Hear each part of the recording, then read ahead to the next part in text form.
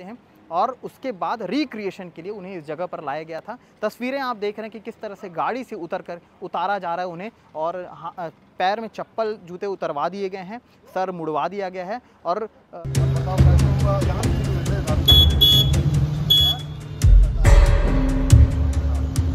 भिलाई के सेक्टर 5 जिस जगह पर बीती रात एक घटना होती है, घटना चंद्रकांत वर्मा उम्र 36 साल बीएसपी के आईआर डिपार्टमेंट के शख्स हैं जो यहाँ पर आए हुए थे, बैठे हुए थे। अचानक से कुछ लोग उन पर हावी हो जाते हैं बातचीत के दौरान और उसके बाद उन पर तलवार चल जाती है।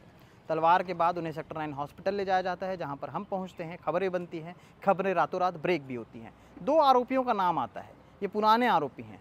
हिस्ट्री शीटर अमित जोश का आपने नाम सुना होगा। अमित जोश के जीजा लक्की जॉर्ज और यशवंत नायडू जो कि उसके दोस्त हैं, उन दोनों का नाम आता है। और जिस शख्स को लगा था उसने खुद बताया कि कोई नायडू और लक्की नाम का शख्स था जिसने उसे मारा है।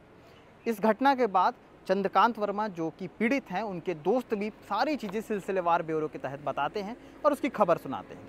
खबर के बाद हम यहाँ पर क्यों आए हैं इस वक्त उजाले में, क्योंकि अंधेरे की खबर हमने सुनाई थी, उजाले की भी सुनानी बाकी थी। उजाले में सुनाने का तात्पर्य सिर्फ ये था कि पुलिस, कोतवाली पुलिस जो है और कोतवाली थाने के जो टीआई हैं, लगातार कल रात से ही वो एक्शन मोड पे थे और तत्काल उन दोनों आरोपियों को पकड़ करके थाने में लाते हैं, हिरासत में लेते हैं और उसके बाद रिक्रिएशन के लिए उन्हें इस जगह पर लाया गया था। तस्वीरें आप देख रहे हैं कि किस तरह से गाड़ी से उतारा जा रहा है उन्हें और पैर में चप्पल जूते उतरवा दिए गए हैं, सर मुड़वा दिया गया है और अपराध करना पाप है, पुलिस हमारा बाप है, इस तरह की चीज़ों को रटते हुए उन्हें यहाँ से लाया गया है। ये अमूमन हम लोग पहले भी देखे हैं। इन तमाम सारी चीज़ों के क्या कुछ होता है, क्या नहीं होता है, क्या हल निकलता है, हमें नहीं पता। जो हमें पता है वो हम तफ्तीश से बता रहे हैं।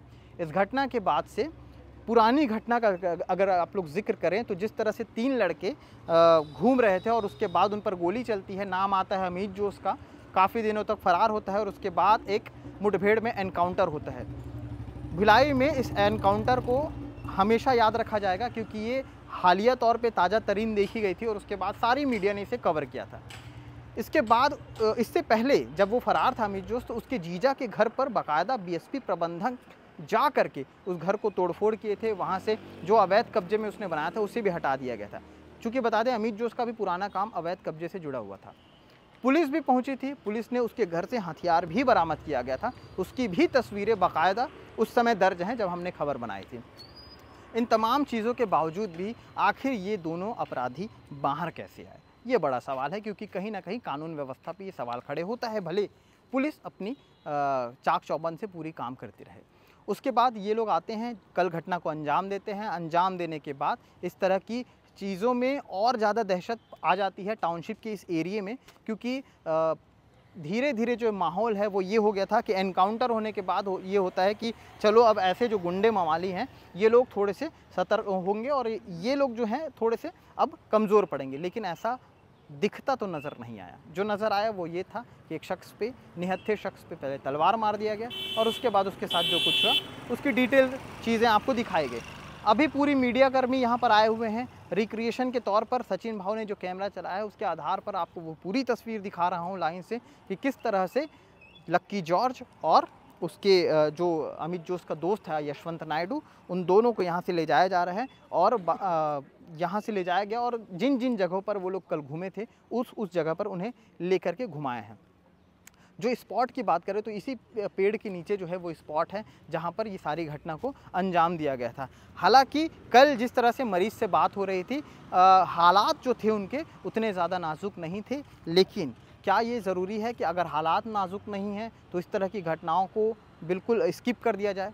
ये भी तो एक बड़ा मुद्दा है और बड़ा मुद्दा सवाल सुरक्षात्मक दृष्टि से है, क्योंकि ऐसे आरोपी, ऐसे अपराधी चंद दिनों के बाद फिर से छूट जाते हैं। जब ये फिर से छूट जाते हैं तो इस तरह की घटनाओं को अंजाम देने के लिए इनके हौसले बुलंद हो जाते हैं और जब हौसले बुलंद हो जाते हैं तो कहीं ना कहीं पुलिस पर, कानून पर, व्यवस्थाओं पर सवाल उठने शुरू हो जाते हैं। अब इन तमाम सवालों के साथ क्या कोई जवाब मिल पाएगा?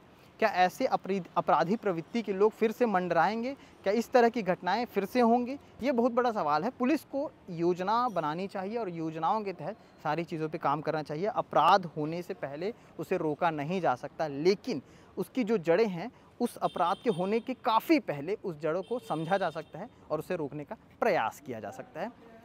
इस पूरी घटना को लेकर के विजुअल आपने देखा और इस पूरी घटना पर हमने जो आधिकारिक पुष्टि के लिए बातचीत करने की कोशिश भी किया। हालांकि फ़िलहाल किसी तरह का पुलिस की तरफ से कोई बयान नहीं है, लेकिन अगर कोई बयान आता है तो बाकायदा हम केपी न्यूज़ के माध्यम से दिखाते रहेंगे। कल रात से ही हम लगातार इंस्टाग्राम और अपने यूट्यूब केपी न्यूज़ की यूट्यूब चैनल पे लगातार हम खबर डाल रहे थे और इस वक्त भी हमने इंस्टाग्राम पे एक वीडियो डाला है रिक्रिएशन का और ये वीडियो भी आप तक पहुँचा रहे हैं। शुक्रिया।